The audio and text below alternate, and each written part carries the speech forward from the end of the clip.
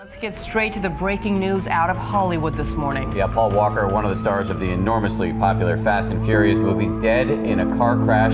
Details this morning on the deaths of Fast and Furious star Paul Walker and his friend, killed in a fiery car accident over the weekend.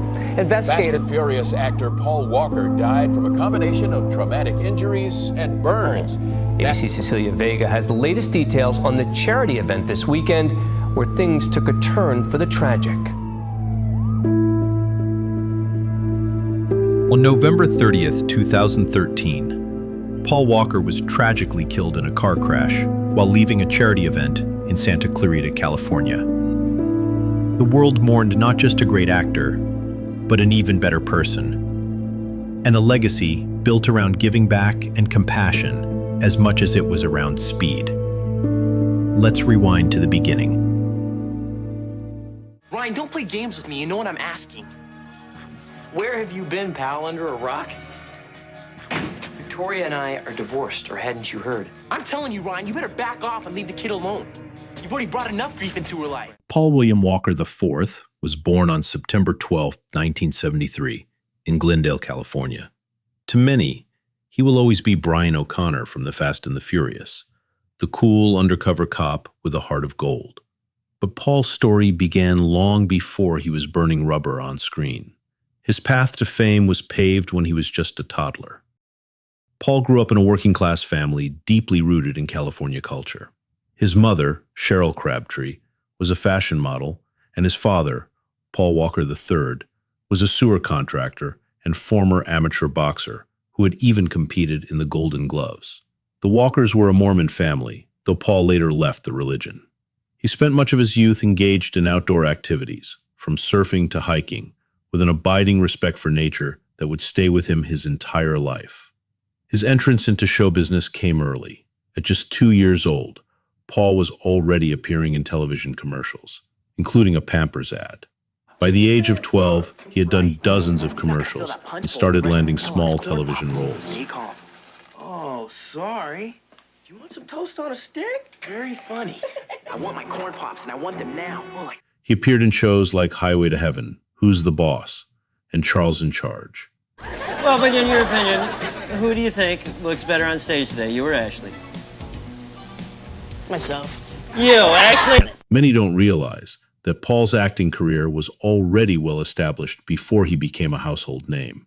In 1986, when Paul was just 13, he landed his first film role, a minor part in the horror comedy Monster in the Closet. In the most ordinary places. Monster in the Closet.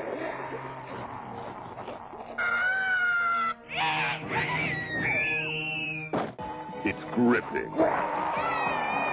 Throughout his teenage years, he continued to act sporadically, balancing auditions and small roles with a relatively normal suburban life. He attended Village Christian School in Sun Valley, California, where he graduated in 1991.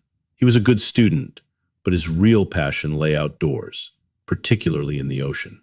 Paul was an accomplished surfer, something that would shape not just his hobbies, but his identity. After high school, Paul studied marine biology at several community colleges in Southern California. His interest in marine life was genuine. He had once dreamed of becoming a marine biologist, not a movie star.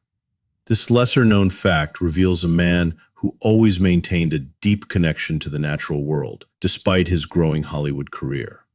By the early 1990s, Paul had decided to pursue acting more seriously. His breakout came in 1998 when he starred in the coming-of-age film Pleasantville alongside Tobey Maguire and Reese Witherspoon. If I was to go up to your sister, what I mean is, if I was to go up to Mary Sue... Oh my God. His boyish good looks and laid-back charisma caught the attention of casting directors, and roles soon followed. Varsity Blues in 1999 and She's All That, the same year, cemented his status as a teen heartthrob. I was lying in bed last night. But it was in 2001 that Paul Walker's life changed forever. Cast opposite Vin Diesel in The Fast and the Furious, Paul played Brian O'Connor, a role that perfectly matched his love of cars, speed, and California cool. What some don't realize is that Paul wasn't just acting. He was a genuine gearhead. It's really bizarre the way it came about. I was working on the skulls with basically the same team, Rob Cohen, Neil Moritz, same studio, Universal. And Neil Moritz, the producer, approached me and he asked me, he said, "Hey Paul, what would you like to do next?" And I told him, I said, "Well, I've always liked the idea of playing a cop." It wasn't maybe 3 months after that, he came to me with this idea.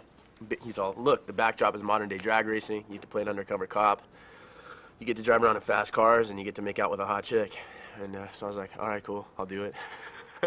He owned an extensive car collection and often performed his own driving stunts. Different car for 365 days out of the year, I'd be pretty happy. So what kind of cars would that be, muscle or import? Everything. Everything. My problem is I appreciate them all. The cars are my vice. Like, I collect cars, that's what I do.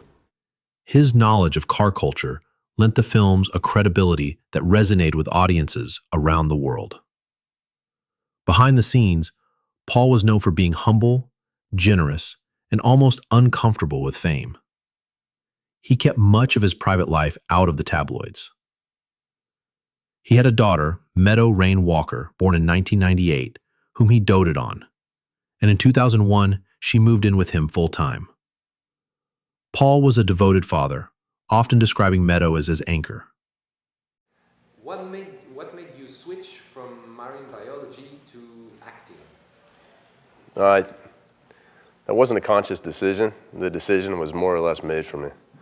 I was at a situation where I'd run out of funding basically for school, and was looking for a means to potentially earn some more income, and the idea was to go back.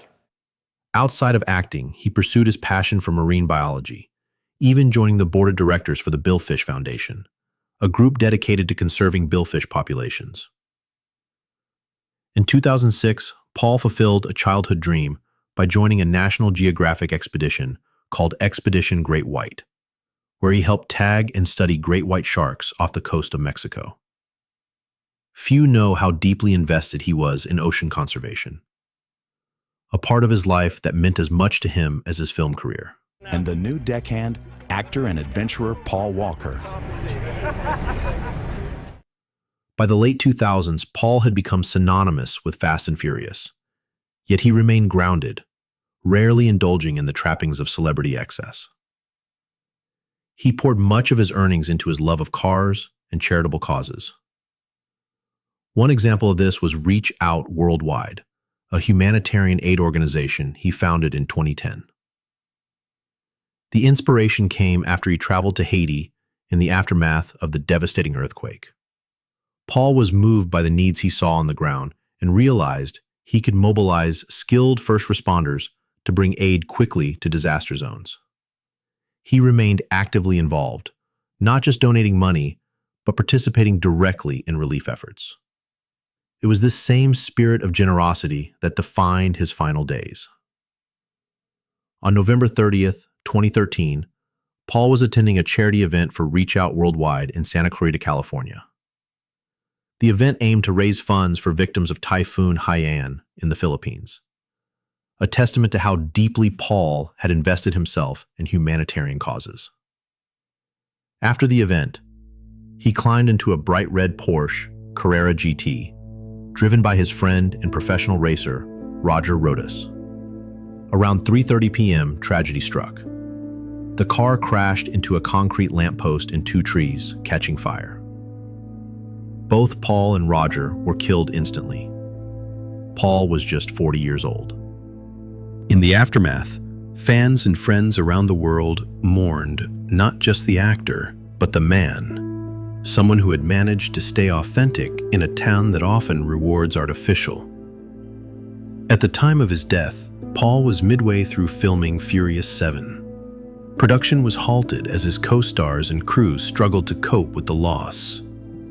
Eventually, the film was completed with the help of his brothers, Cody and Caleb, serving as stand-ins for certain scenes, and CGI technology recreating Paul's likeness for key moments. Paul Walker's legacy is multifaceted. To many, he'll always be Brian O'Connor, cool, fearless, and fast. But beyond the screen, he was a father, a philanthropist, a marine biology enthusiast, and a man who never lost touch with his roots. His love of the ocean, of cars, of helping others, these were the things that defined him far more than any red carpet appearance. Today, Paul's daughter Meadow carries on his legacy through the Paul Walker Foundation, which supports ocean conservation and humanitarian efforts around the world.